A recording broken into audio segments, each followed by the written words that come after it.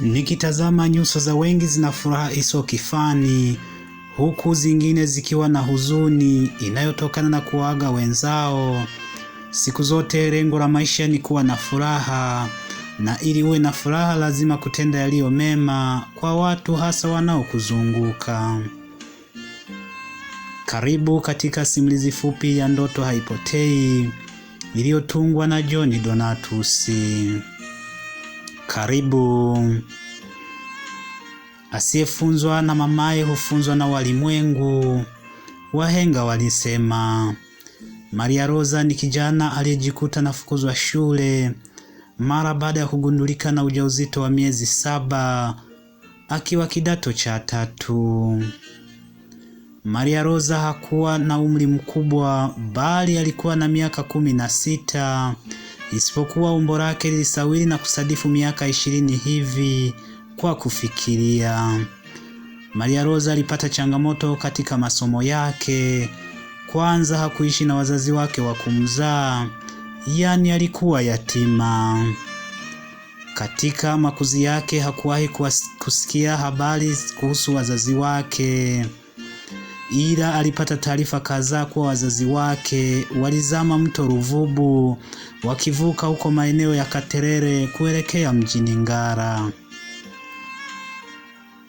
Alisoma kwa misaada ya watu wa Samaria wema waliomchangia kupitia vipindi maalum vilivyorushwa redioni, vipindi maarufu kama Ukumbi wa Matumaini, kile cha Radio Kwizera na kile cha Sitosahau cha Radio Free Africa ya Mwanza.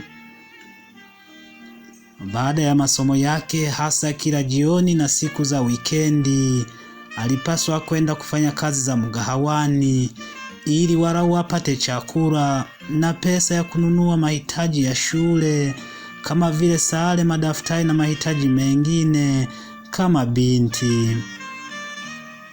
Katika harakati za kutafuta kazi hizo ili apate hizo riziki, wengi walimwambia ili wampe kazi alipaswa kujiongeza. Shida sio rafiki na shida sio jirani. Binti huyu katika umri mdogo alijikuta anapata ujauzito wa miezi 7 na kufukuzwa shule.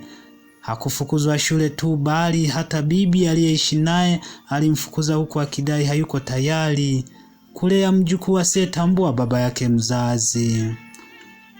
Safari ya ndoto yake ya kielimu ikawa imepotea, lakini Mungu si Asumani. Ndoto hiyo ilirejea baada ya serikali kutangaza kuwa waliokatishiwa masomo kwa sababu mbalimbali ikiwemo mimba kurudi shule. Maria Rosa hakuona ajizi, alijiandikisha kituo maalum kwa ajili ya kuanza masomo, japokuwa wengine hawakusita kumnyoshea kidole na kumkejeli. Atasomaje na mtoto mgongoni? Kwa nini aliamua kuzaa wakati alitaka elimu? Elimu na mtoto wapi na wapi? Maria Rosa hakuatilia manani, kwani licha ya kumteta hawakuwahi kumsaidia kwa chochote kabla majanga hayo hajamkuta.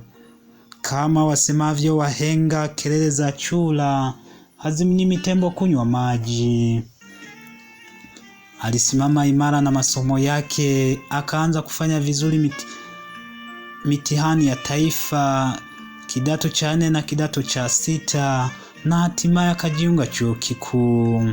Sasa Maria Rosa yupo chuo kikuu London nchini Uingereza, anasoma shahada ya uzamivu ya uhandisi wa uchimbaji wa petroli kwa ufadhili wa Samia Scholarship.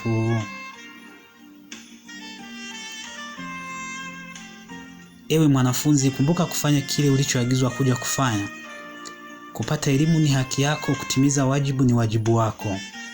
Fahamu kuwa wengi wanatamani kufika hapo ulipo, ila hawawezi kwa maana sio muda sahihi kwao. Kumbuka ulikotoka ni rahisi, ila unakoenda ndiko kugumu. Zinduka.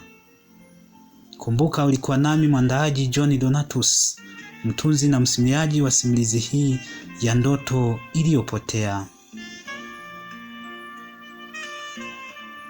Usisite kutembelea chaneli yangu ya YouTube ya Simulizi Zetu kwa simulizi mbalimbali.